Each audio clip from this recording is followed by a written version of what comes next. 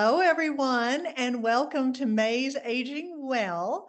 You may have noticed our timing was just a little bit off this time, and it's because wonderful Courtney Hayes is doing a lot of the behind the scenes work herself, just by herself this time.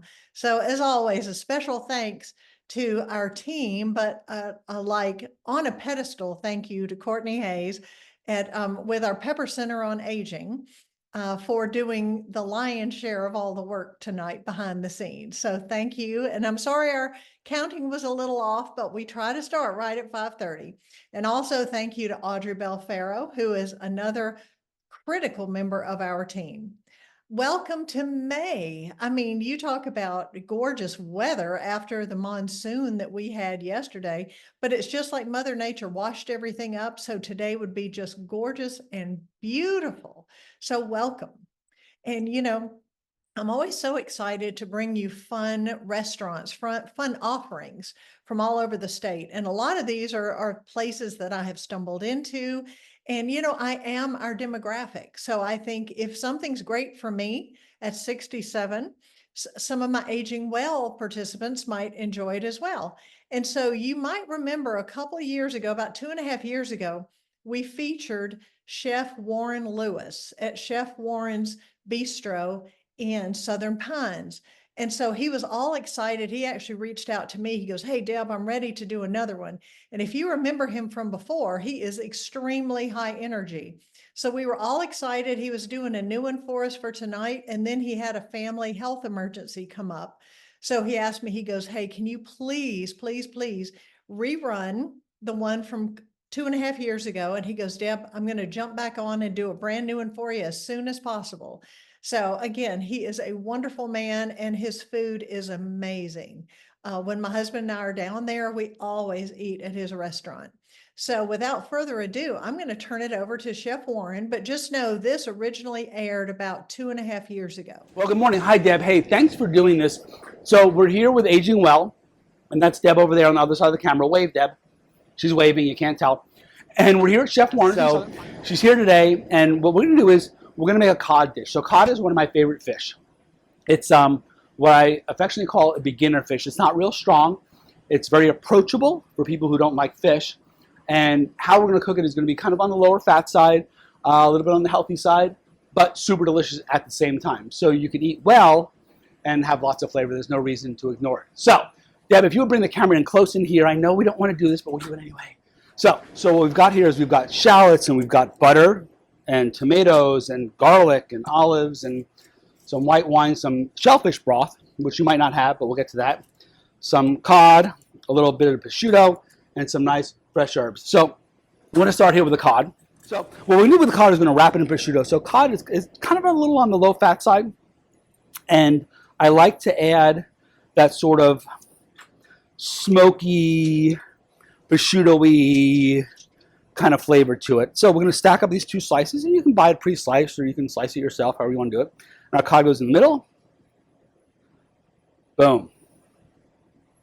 Right? Pretty straightforward, not a big deal. So the next thing we're going to do is take our knife. So we've got our cod there all set up. Next we're going to chop a shallot. So chopping shallots are pretty cool. If you look at a shallot from the side, it's got these little rings around it, right? So what we're going to do with that is come down and then come across.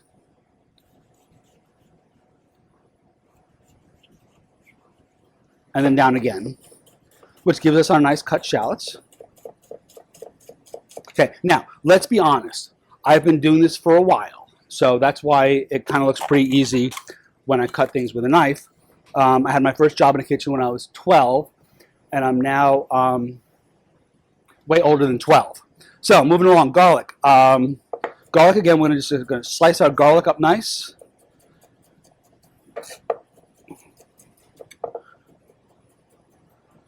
So what else are we going to put in here? Oh, tomatoes. Yeah, we need tomatoes. Tomatoes are cool. So we'll use this thing here that was in this for our tomatoes. And what we'll do is we'll cut them in half. I like to cut them down through their belly button where they grow from, because it just suits my ADHD that they're cut in half like that.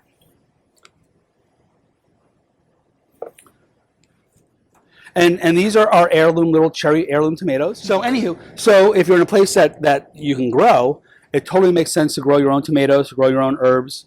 Cucumbers grow really well, zucchini, squash, all that kind of stuff. So you might as well just grow your own food. This way you know what's in it. And it's kind of neat to kind of walk out in the morning and pick something, you know.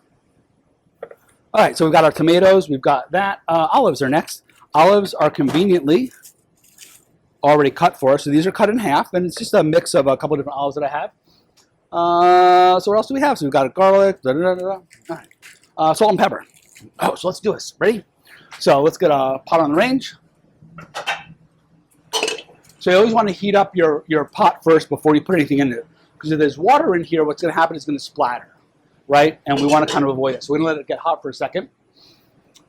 And while it's getting hot for a second, we're going to do more than one thing at once, because in case you couldn't tell by how fast I talk, I do more than one thing at once. So here's our piece of fish, salt. We use kosher salt. It's got a nice mouthfeel to it. It's got a great texture to it. It's got that nice saltiness. And cracked black pepper. Actually, this is white pepper. I lied. Definitely get a pepper mill, because it's kind of fun. Let's be honest. So this pepper mill I've had since 1986, I think. So yeah, I always kind of cringe when, you know, all my chef de cuisines use it, and it kind of makes me cringe a little bit. But nah, it's okay. So our pan's nice and hot, a little bit of oil. Back this way. So remember, my little bit's probably different than your little bit. I'm going to swirl it around a little bit. So what we're doing is we're coating the bottom of the pan. So think Teflon for a second. We have that little tiny thin layer. You don't need more than that. So what we're doing is really we're just kind of sealing up the pores, and then we're just going to dump the rest of it out in the garbage can. Not down the sink. All right, so what goes in next? Conveniently, butter. So when we saute, we're sauteing in half. I know butter's got fat into it, but let's be honest. Does butter make you happy? Yes. So there's your answer to that. A little butter's okay. Nice brown butter. Our fish goes in away from us. A little swirl to make sure we're not sticking. Lower your flame down. And now we'll let it cook. So if I was really organized, I'd put this in the oven and take out the piece that's done, but I'm not. So while this is doing its thing here, what can I do instead? Oh yeah, I know, I got this. So how we serve this at Chef Warren's is with grits. So Casey conveniently left me this. So last night I had Casey set all this stuff up for me, which is really cool. So we're going to heat up our grits in here. You can serve this with rice if you like rice. You can serve it with quinoa. Just with a whole bunch of vegetables. So really, whatever it is you'd like to go with it. I think kind of Italian-y, because we've got all the tomatoes and olives, so you're kind of Mediterranean, and maybe like a nice thing of grilled eggplant on the bottom of the plate might be nice too. So I'm going to flip our fish over. So I've practiced that. Okay, again, this is not my first rodeo. So you see here how, let's bring the camera closer. I'll come to the camera. So you see here how the fish is getting nice and crisp and stuff. It's going to give us like a nice, oh, sorry. Is that better? How's that? So it's going to give us a nice texture on the fish too. It's got a little texture because cod, as you know, is really soft. Why cod, you ask? It's my favorite. We go to Iceland a lot, so it's Icelandic cod. So in here, next come shallots and garlic. Lots of them. And we're just going to let those cook for a moment. And let's add just a little more butter. I know, it's only a little bit, and it really is only a little bit. And I get it that, you know, we're concerned with how much fat we eat and how much all the things we eat, but there's got to be a balance to it all too. And honestly, so we can make this without butter, and you're not going to want to eat it. So what's the point? The amount that we're using is actually fairly little, and like everything else, and I can relate, because the truth is, in case you couldn't tell, I'm getting a little older. So my wife and I have switched kind of our diets as well. But this is good, you know. If you're using an artificial butter, if you're using just olive oil, you miss the satiety to it. You miss that kind of mouthfeel that butter provides, and it makes it kind of uninteresting. So we got this doing this thing here. So now our tomatoes will go in. Lots of tomatoes. Well, I should probably heat this up too. I'm gonna put a splash of water in here just to help it heat up a little bit while that's doing its thing. What else do we need here? Oh, olives. Olives go in next too, right? How's it going? So this is really a pretty easy dish. It's a bunch of stuff, and then we put it in the oven. And really, so let's say you don't like olives. You want tomatoes and mushrooms. Go ahead and use mushrooms. Let's say you want tomato and zucchini, like nice diced zucchini would be really kind of nice in there. This time of year, some squash might be really kind of nice in there. And if you don't want to use tomato, you know, you're limited to your imagination, or wandering up and down the supermarket or the farmer's market and see something that appeals to you, that's interesting, and that's what you want to cook with. Okay, so in here, next we're going to add shellfish broth. So we make shellfish broth here. And honestly, chicken stock will be just fine if you don't have shellfish broth. If you're allergic to shellfish, however it works out. So our shellfish broth goes in. Our white wine goes in.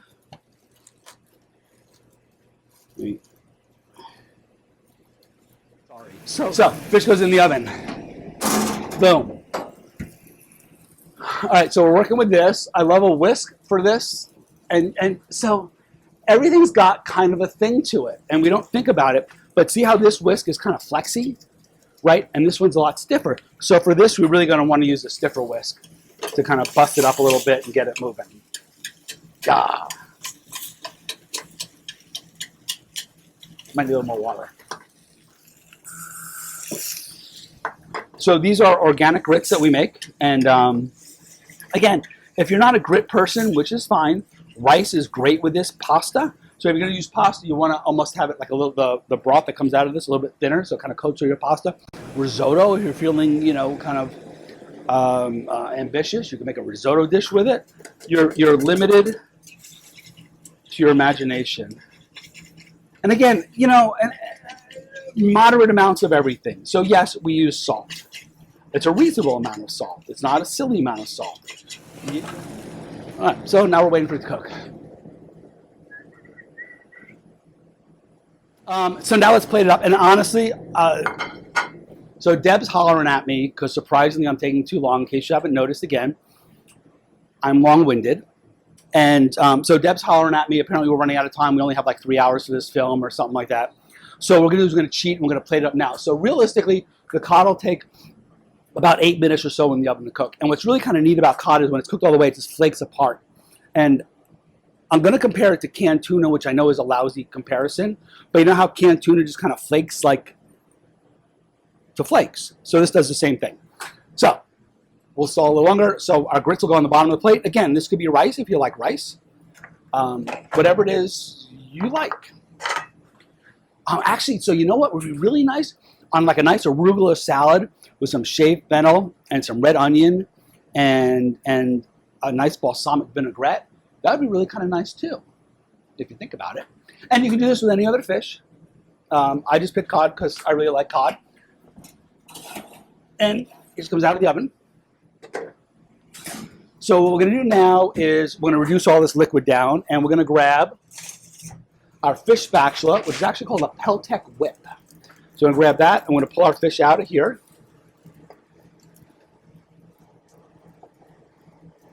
I'm going to plate that fish up. Now we're going to reduce this down. So what we're doing is reducing it down. We're concentrating flavors. We're kind of making a sauce out of it. And surprisingly, watch this, a little more butter, just a little more. So all in all, we've got about a tablespoon and a half of butter in the entire dish. And the truth is, if we were making this for 2 people, that's enough butter. You really don't need any more than that. So it's really plenty. So we're just going to reduce this down, concentrate our flavors, make it super delicious. What do we have for dessert for this, you think? Chocolate mousse is always good. Ice cream is always good. Cake is always good. Pie is always good.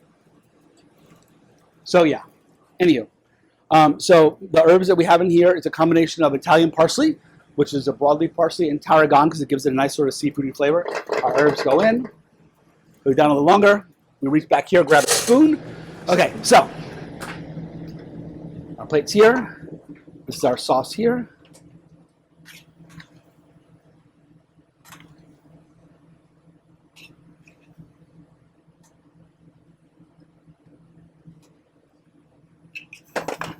And there you go. It's cod. That's pretty good. Wrap with prosciutto. So it's cod wrapped with prosciutto. We've got grits underneath it. If you'd like to, again, rice, pasta, quinoa, amaranth, farro, a salad, grilled eggplant. So, nice shingle of ratatouille. We have eggplant and zucchini and tomato all grilled up. Would be nice. Tomatoes and olives. Chef Warren's Southern Pines. Thanks for joining us.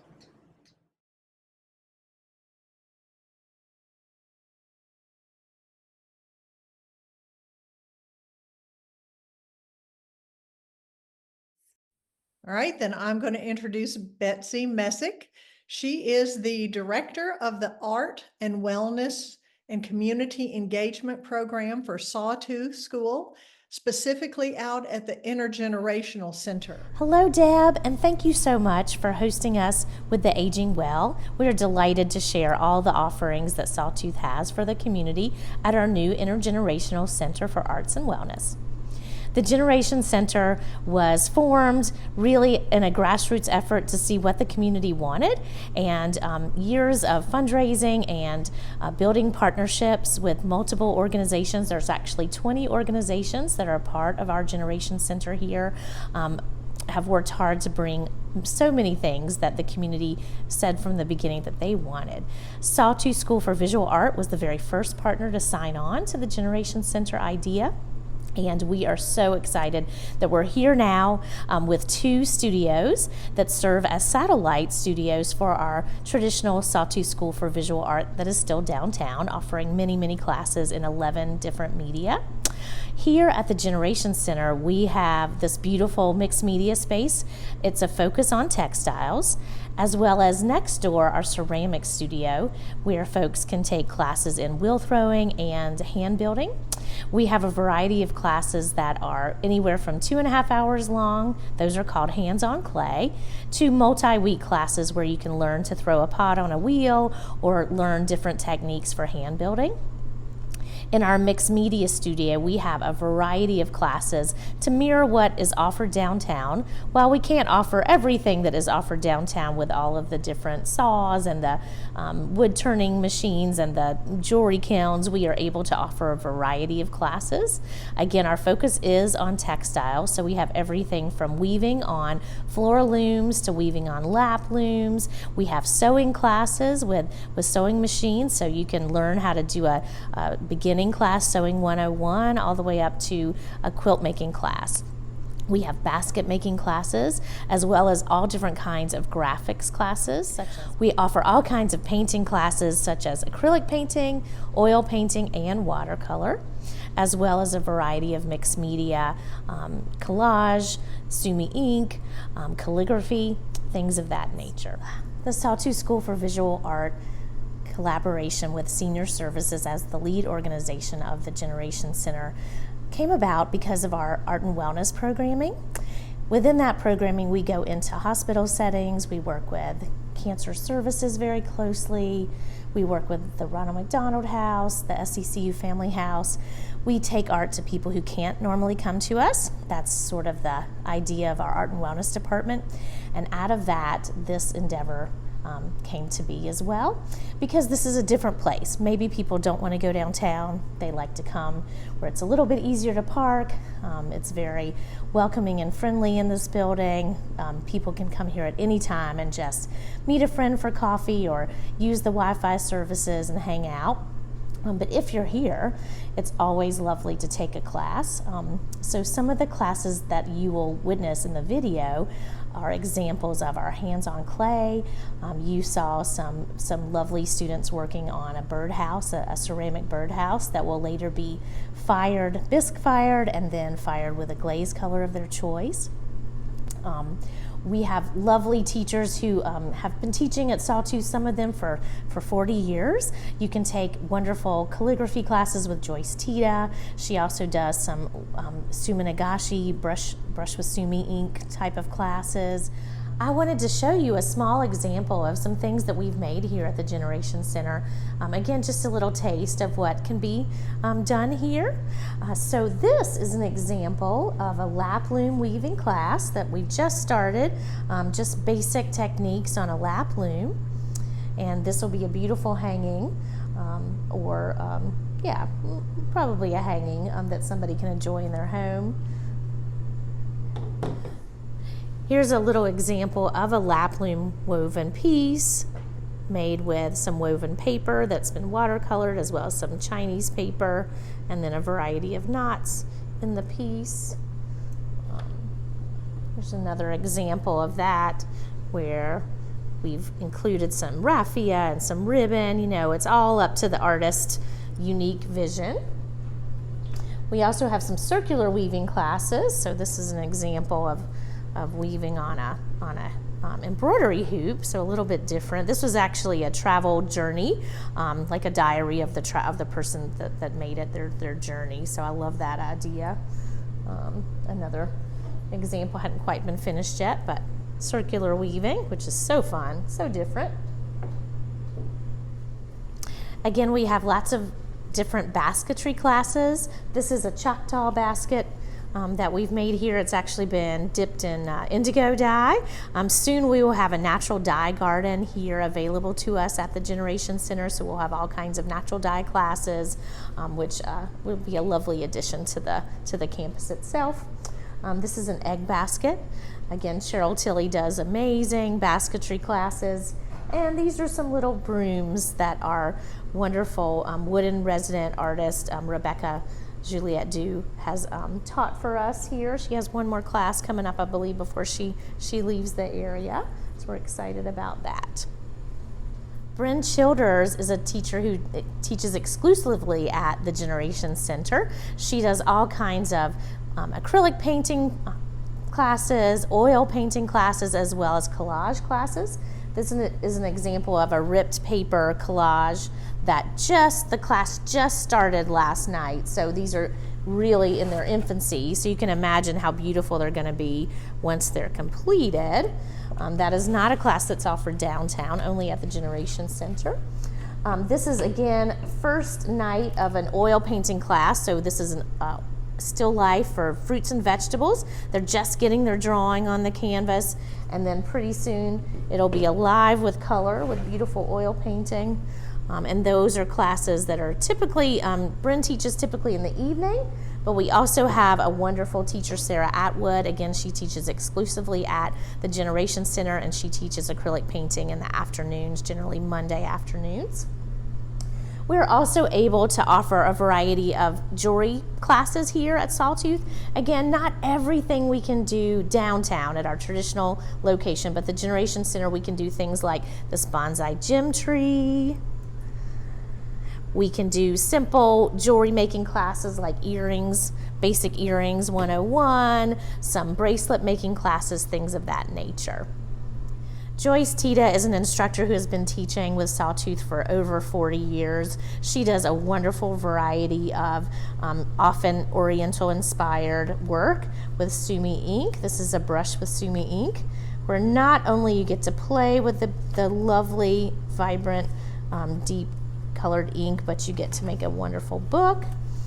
She also does some orchestrated collage classes. So here's some examples of her orchestrated collage.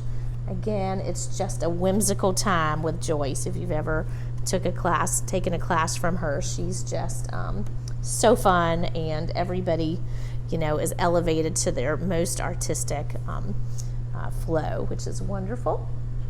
This is an example of some watercolor classes that we've done here. We've actually done this as a neurographic watercolor class, and it's done in conjunction with our art and yoga. So we do yoga for an hour, and then we do art for the second hour. So that switches up. We don't always do the neurographic watercolor, but that's one example. We also have Shauna Arnold, who is a local watercolor artist, and she does these lovely introduction to watercolor classes, usually on a Wednesday morning. So she's just heavenly to take a class from. Our Generation Center Mixed Media Studio has a focus on textiles, so we do all kinds of textile classes, including something along the lines of a beginner, prayer or peace flag class. So there's an example of that. We do some crochet classes. This is an example of a Tunisian basket class. So Tunisian crochet almost looks like knitting. And this is just one that's just been started, so it'll end up to be a basket. Maybe not exactly like that one, but nevertheless. This is an example of a project from our Sewing 101 class where the student learned to make these wonderful little mug rugs, right? Beautiful. So they didn't know how to sew at all whenever they arrived, and they left with something beautiful. And then we also have spinning classes. So this is an example of kind of an art yarn that's been spun on one of our spinning wheels here.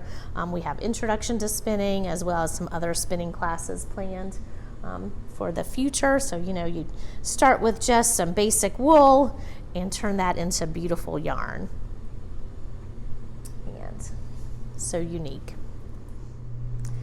Again, we welcome everyone from the AgingWell community to come out and try one of our classes at Sawtooth.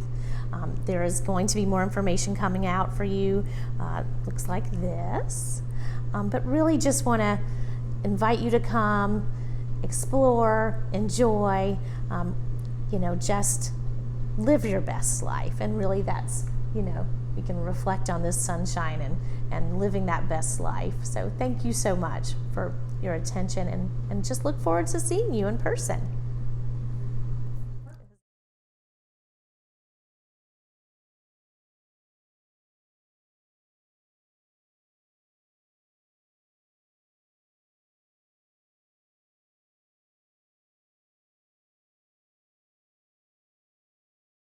By the way, Betsy, thank you so much.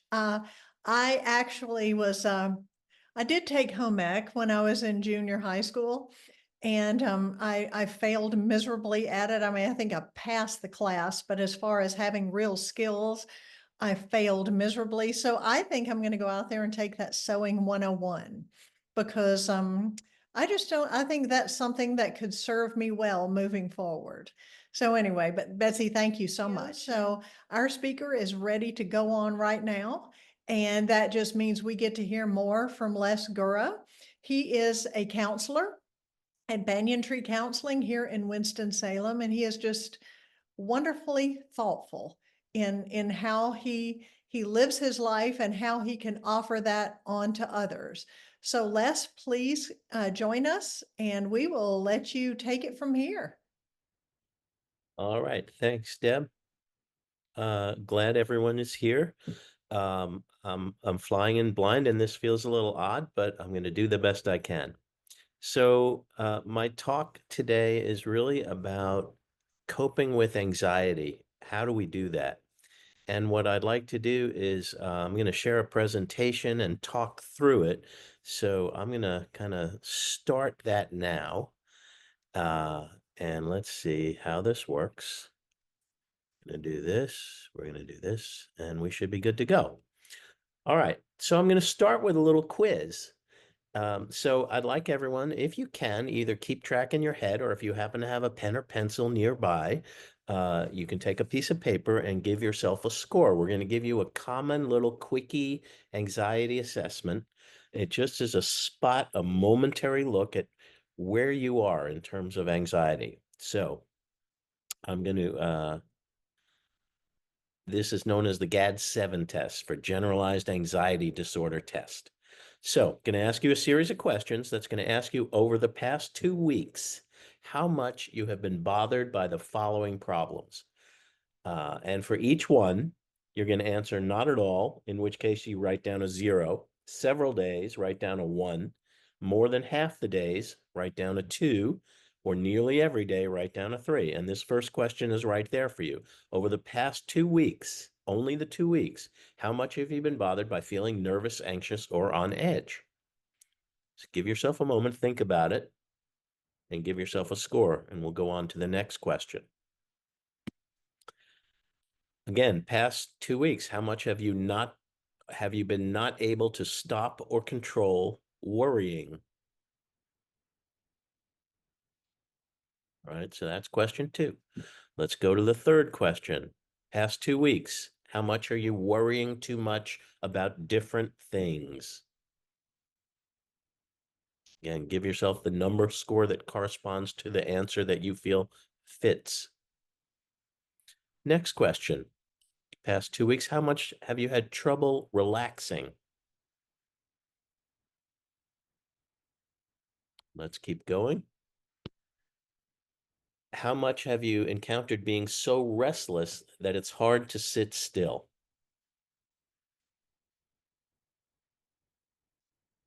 Okay, and we'll go again. How often have you become easily annoyed or irritable?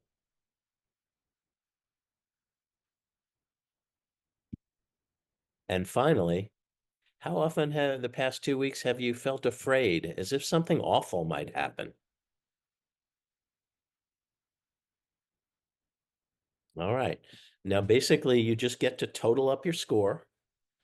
And I'm going to reveal on the next slide what the scores signify according to this little assessment. And again, it's just a moment in time assessment. Don't become alarmed if you happen to have a high score. So 5 to 9, mild anxiety, 10 to 14, moderate anxiety, 15 to 21, severe anxiety. So what I wrote there is that high scores can indicate need to change habits. And what we want to do is look at, how do we do that? How do you become aware of your own need for self-care? Because I'm going to talk a little bit about the connection between the brain and your body in terms of monitoring anxiety and how you can self-control some of these things that are happening within you when you're upset or triggered. So, want to start with some common physical symptoms that people can show when they have anxiety. And you can see from that list, it seems right? Muscular, you're tense. You might have an upset stomach, racing heart, chest tightening. In my practice, when I ask people, what are some of the physical symptoms you're experiencing when they talk about anxiety, the two most common ones, chest tightness and like something right in the pit of their stomach. That's where it is. But you see the other items on the list: nausea, nauseousness, dizziness, or both, shortness of breath, weakness, difficulty sleeping, shaking, sweats. They're all common physical symptoms of anxiety. Now, guess what happens when on the next slide? I'm going to talk about the common physical symptoms of grief. Well, what do you know? It's the exact same list. How about that? There's a lot of connection between anxiety and grief. And I find in my work, there are three things that are they all overlap, three general subjects: anxiety, grief, and trauma. There's a lot of connection between those, both in terms of what they do to us and how do we deal with them? How do we cope with these things when they occur? So, some of the common features of anxiety and grief that I just want to point out, you probably all know this, is we will encounter both more as we age. I know I have, and I'm in that retirement age period myself now. Pardon me. Also about anxiety and grief is things center on issues that are usually beyond our control. And that's a big part of the work that I do with clients in clinical mental health counseling, is working with people to figure out what is within, I like to call it the circle of control. I actually will have clients stand up in front of me, pretend they have a piece of chalk in their hand, and draw around where they're standing. And then I ask, what did you just draw? And they'll say, I drew a circle. And I'll tell them, you drew a very special circle. You drew a circle of control. Everything you control in life is in that circle.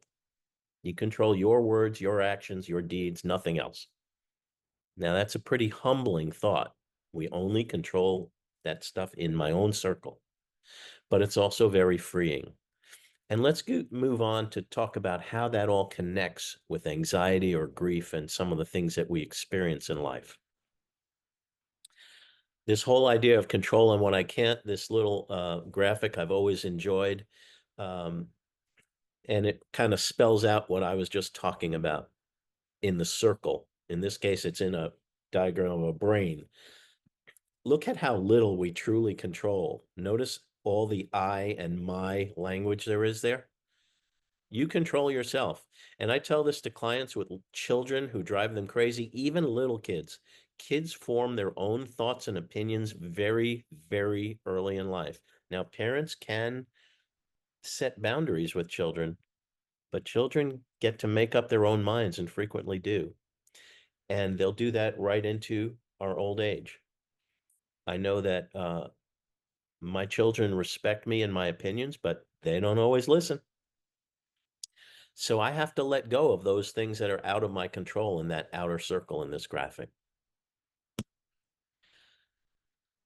But let's move on to more about the physical parts of this and the connection we're learning about and understanding about anxiety and grief and how it presents in people. And a lot of it has to do, I want to give credit where credit is due to a doctor named Bessel van der Kolk, based in Massachusetts. He wrote a seminal book about 20 years ago called The Body Keeps the Score: Brain, Mind, and Body in the Healing of Trauma. It's one of those books that has changed the course of therapy and science of therapy and how we look at anxiety within, as well as trauma, as well as grief. So how do you know what's happening to you? When you have anxiety, as the book notes, your body keeps the score. And I wrote, it's like a tell in poker. I hope most of you know what a tell is. When you have a bunch of people sitting around a poker table and someone has great cards, but they can't keep their excitement in and they're bouncing up and down and everyone else knows, oh, he must have a good hand, or else sometimes they can tell when he's bluffing. That's a tell. Well, your body is a tell to your brain's emotional state. And this is an important part of learning when it comes to managing your own anxiety. The first tip is tuning into what your body's telling you, and we'll look at what that looks like. The brain, for the purposes of our discussion, there are three key parts of it. Pardon me. I have a little bit of a sore throat, so I'm fighting through it tonight. There is the reptilian brain. That's called the amygdala. It's in the rear of the head, and it's the part that's the instinctive part of the brain. Fight, flight, or freeze, it originates in that reptilian brain. The problem with fight, flight, or freeze is that you're only supposed to be triggered. It's only supposed to be active when you have an actual physical threat. If someone is pointing a gun at you, you want your reptilian brain active. You want to go into fight, flight, or freeze. If your house is on fire, you want to go into fight, flight, or freeze. You want that part of the brain responding automatically. However, most of the time where we're supposed to be is in the neocortex. That's the front part of the brain. Left side analytical, right side creative. There's a slide for that one too. And there it is. There's what the parts of the brain that do all your thinking are here. It's a vertical picture on this because of the way it's pictured, but that's where we're supposed to do 97 or 8% of our brain's work is there, not in the amygdala. But because of life circumstances, things happen to us and we become easily triggered into thinking we're supposed to respond with fight, flight, or freeze in situations in which we're not. And to go back a couple slides, remember your body keeps the score. So it's important to be able to tune into your body and recognize when you're feeling anxiety. Anxiety in the form of physical symptoms, that chest tightening we talked about, the gut. Some people get the nauseousness. Some people get, intense pain in their head. Sometimes you get it in your shoulders or neck. I tend to tense up in my arms myself. Those physical signs of anxiety are telling you that your amygdala, the reptilian brain, fight, flight, or freeze, is trying to get active. And so the brain, in trying to tell you that the amygdala, and trying to tell you it's getting active, the reptilian brain, is also telling you through its physical symptoms that you can do something to change that. You don't have to give in to fight, flight, or freeze.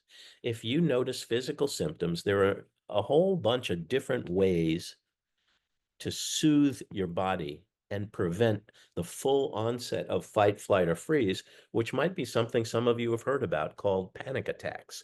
That's the full-blown effect, and we certainly don't want that. But even lesser anxieties can result in those physical symptoms. How do we soothe our system and get back to this part of the brain? Okay, I'm going to give you a tool to do that that's not in this presentation. So the simple act is to understand that when the amygdala, the reptilian brain, is active,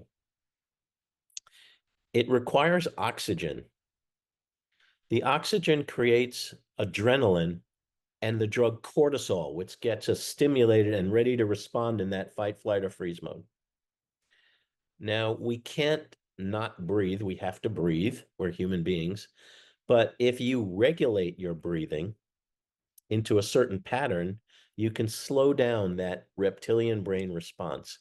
So I teach people who are my clients something called box breathing. It's one way to change your body's reaction when you sense physical anxiety. So box breathing is 4 steps because I draw a box in the air to show you the 4 steps of it. So the first step is a nice even breath through your nose, not a deep breath, just a normal even breath.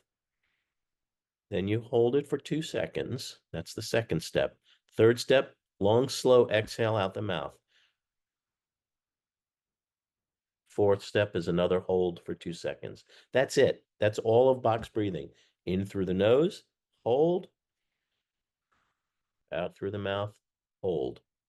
If you'd breathe in that pattern for as little as 30 seconds, or possibly as long as 2-3 minutes if you can do it, you will prevent your amygdala from becoming fully active and you'll return to this part of the brain. The reason is very simple. This part of the brain, the amygdala, does not communicate with the neocortex. So what you are doing in box breathing is you're thinking about the 4 steps, and you have a sensory element. You're taking in air through the nose, you're feeling it go out your mouth. That means you're using parts of the brain that are here. As long as you engage this part of the brain, the neocortex, this part of the brain, the reptilian brain, cannot get fully active. So box breathing is an immediate way to address anxiety as long as you get to start to recognize those symptoms in your body. When you feel something in your chest, in your stomach, in your neck, head, nauseousness, whatever you feel, if you feel tense and anxious, start to do a little box breathing. It's the long, slow exhale that's the most important part of that step. Don't forget, the amygdala needs oxygen to fully activate. So if we limit the oxygen by focusing on exhaling and focusing on our even pattern of breathing, we prevent the amygdala from becoming fully active. Now, there are a lot of other things we can do when we are confronted with anxiety that don't necessarily have to do with the amygdala or the reptilian brain. A lot of times we have anxiety that's just daily life stressors. They're not full blown. We don't go into panic attack mode, but they kind of make life uncomfortable, don't they? So let's look at some of these things when you start noticing your body's anxiety responses. I have a whole bunch here, and we'll talk about a few of them. Resiliency exercise is something like I just told you. Box breathing is a form of a resiliency exercise. I'm awful sorry. My voice is really going, isn't it? Mindfulness and meditation are 2 practices that draw energy into the body. They help us prevent the activation of the amygdala or soothe anxiety, more important. Even if it's not amygdala anxiety, if you're feeling nervous, mindfulness and meditation are activities that draw energy into your body. You can go on the internet and look up mindfulness exercises, and your screen will be filled You can go on and look up meditations that are really simple 5-minute meditations. For class, I once did a meditation on Star Wars. Other things on my list here, find a friend. If you're feeling anxious, go to your phone, call someone, either a relative or friend, neighbor, just to change your scene and to change your viewpoint. Ask them questions. I'm feeling, or don't be afraid. I'm just feeling nervous. I want to talk to someone. Humans are social creatures. Social creatures steadies us. Your creativity, always a good way to soothe, because where do the the creative parts of the brain we saw in that graphic are in the prefrontal cortex. They're here. Music, creative endeavor, helps us detach from feeling anxious. Something you could do for yourself when you're feeling anxious. Instead of thinking about the things that make you anxious, decide, I'm going to focus on things I'm grateful for. A gratitude list is a great way to soothe anxiety in your body, because when you're confronted with it, the reality is, what is it they say? It takes 7 good things to offset 1 bad thing in your head. Well, we have tons of good things happening in our lives. That's why we can make a gratitude list, because we're grateful for the most simple things in life. Some of us, if you have a bed to sleep in and you're comfortable in it, that's a great thing to be thankful for. Having a neighbor who knows to check on you, that's a great thing to be thankful for. Here are some other things on the list. Take a walk, go to the gym, write in a journal. Writing is I say this as a writer on the side. It's a really good way of getting out the stuff that's built up inside, your frustrations, tensions. Journal. Resiliency exercises. There are certain exercises that are deemed to help you release tension in your body. One of them is called push against a wall. It's kind of a standing vertical plank. If you know what a plank position is, instead of doing it on the floor, you push against the wall with your arms out, and it gets your calves some exercise, and it also releases tension in your body.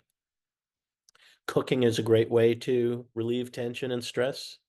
Books are a great way to relieve tension and stress. And I wrote there, get busy. Being intentional and being curious are important in life.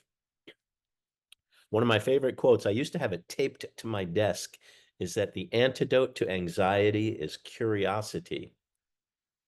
Think about that. If we're curious, we're asking questions, like maybe you will be when I finish this presentation. When we ask questions, we soothe our anxiety because we're gaining information that we need. Information stored in this part of the brain, not the amygdala, the reptilian brain. It's stored right here up front, where we want to be doing almost all of our work in the brain. I'll mention that last thing I'll mention here before I pause is that it's been said that you can really sustain a healthy lifestyle by focusing on 4 things as you age. And I'm in the same zone as all of you, I think. And I didn't say that, but I'm 65. I'm going to be 66 in a couple of months. The things that sustain us in a healthy way are paying attention to what we eat, not eating too much junk food or too much, period. Exercising regularly, and that could simply mean taking walks during the course of a day, getting steps in, getting a decent night's sleep. That's really important. And then the last thing, and I think the most important, is use of your creative brain, this part of the brain. There's so many things on that list that I just read and that you have on the screen in front of you. Everything on that list is really creative brain activities. When we engage our creative brain, we stay young. We're exercising the brain, and that's what it needs too. And strangely enough, believe it or not, that helps soothe anxiety. So my last slide here on the presentation is an oldie but goodie. Remember to put your own mask on first. There's no fooling around with it. We have to take care of ourselves first. before we start worrying or taking care of others. So I think I'm going to stop that for now. That's the end of this part of my presentation, and I'm happy to take questions. Let's see if I can get out of this. There we go. All right. And I will hop back on and join you. I know that I've had a couple questions. So what do I do if my anxiety score in that quiz is really high? So being a clinical mental health therapist, I'll always tell people, see a professional, whether it's a social worker, a clinical mental health counselor like myself, a therapist. Talk therapy is really a good way to soothe anxiety and to learn that this is just, first of all, a very simple assessment, looking at only the past 2 weeks. It means for the past 2 weeks, if you had a high score, you've had a spike in anxiety. And what's the other bit of advice? Be curious. Why is that? What can I do about it? What are some of these techniques that I just talked about that might help? It's actually relatively easy to soothe yourself in anxiety if you're really intentional about watching what your body is telling you and then responding to it, not ignoring it. Don't let tension build up inside. Find outlets. Well, so, I know there are a ton of books out there, self-help books. What's the advantage of seeing a therapist over reading one of those self-help books? We have a tendency as human beings to read into things what we want, give into our own prejudice or thoughts. A good therapist is not a family member or friend. It's someone who is being present with you to talk through an issue and hopefully pointing out potential contradictions in ideas that you have, but also being there simply alongside the journey. Therapists oftentimes can see things that you don't and help you open up lines of visions to certain problems that you've been blocked from seeing. We don't provide, generally speaking, we don't give advice, but we do allow you to see things that you're blocked from seeing. I often tell people when they land on the sofa in my office that they come in because they know something is not quite right. They feel like something has to change, so they try that. And my job is to work with them in their journey to move from knowing something's not right and wanting to change to actually taking the really bold step of changing, making a change they need. But I don't do it. They do it. Right. Well, and the thing is that, if, say, a friend of mine is having stress, they come to me, we talk about it, but I'm not trained to really give thoughtful, counsel as to how they can help navigate this. That's why, to me, seeing a trained professional is so much better in the long run. You have friends that you can brainstorm with and just vent to, but I would certainly never want to be that one to, guide them down that path. Yeah. And friends tend to want to give advice, which isn't always welcome. Right. So, yeah. Well, I will tell you one thing for me that is so funny to just, if I've had a hard, kind of stressful day, to me, nothing is more soothing than a hot bath. And it's non-habit forming, and it's better than a glass of wine. And, it's perfection to me. And that's you. So you found a really good soothing technique, a resiliency exercise is taking a bath. And why is that? Think about it. Water, you're submerging yourself in water. So there's a sensory element there. There's a heat. I'm assuming it's hot. So there's a heat element.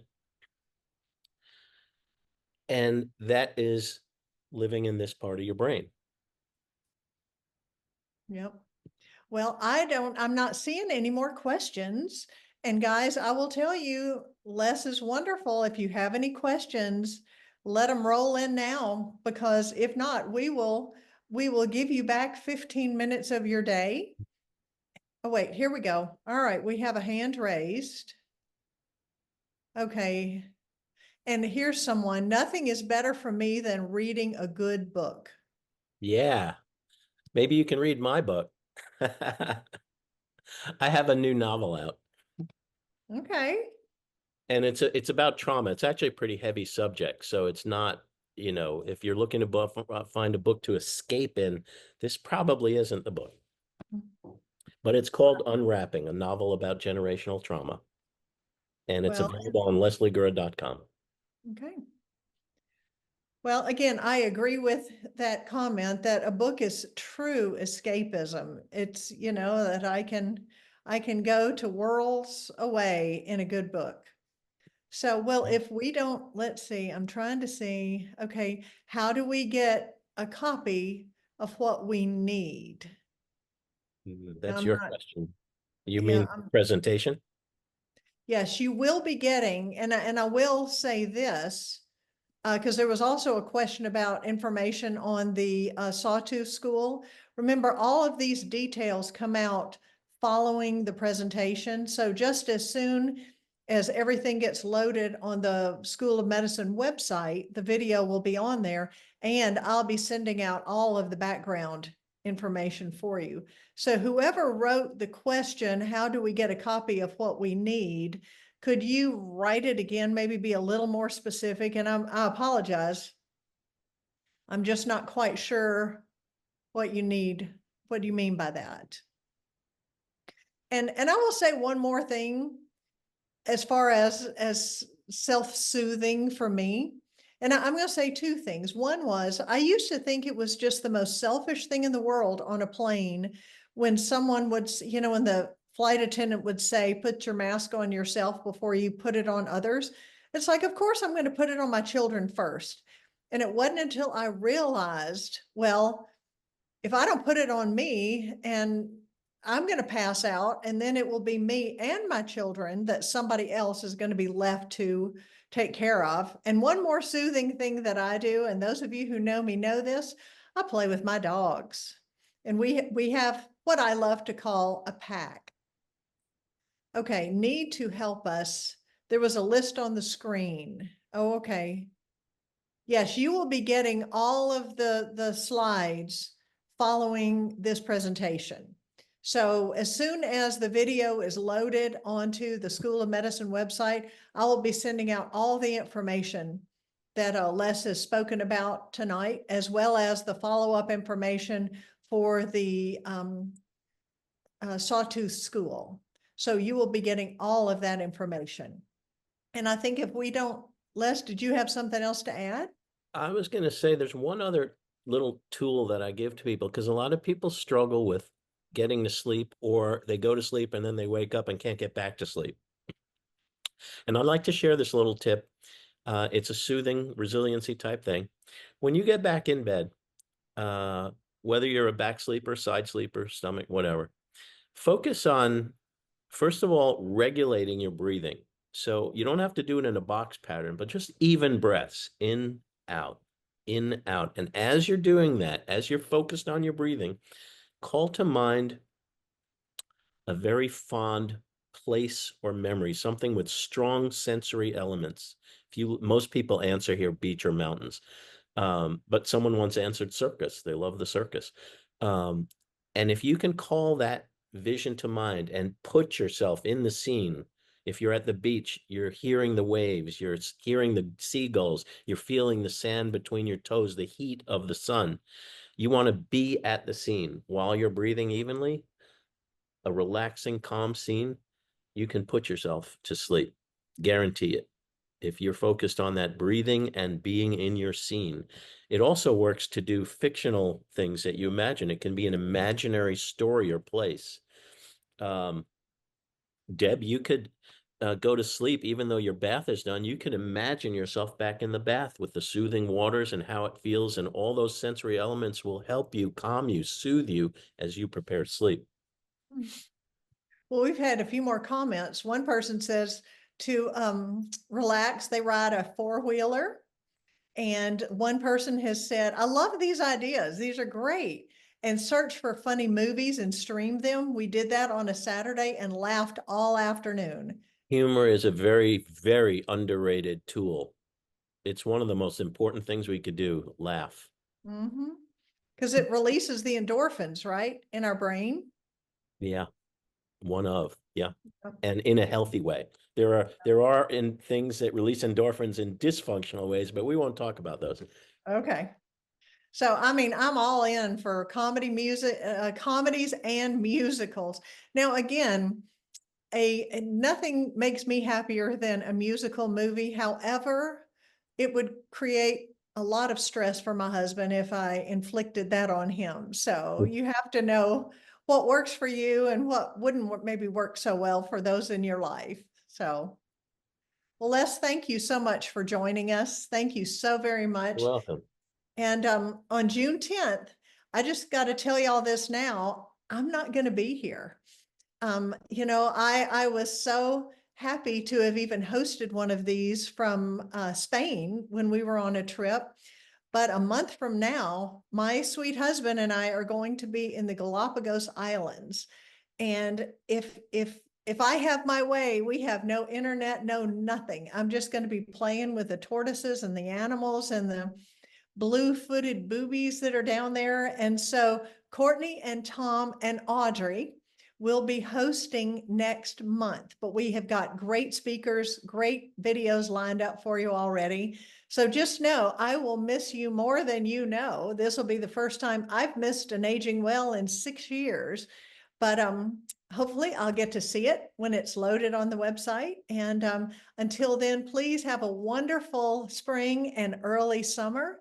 And I will see you back here. Oh, no, I won't. You will be back here, hopefully, on June 10th.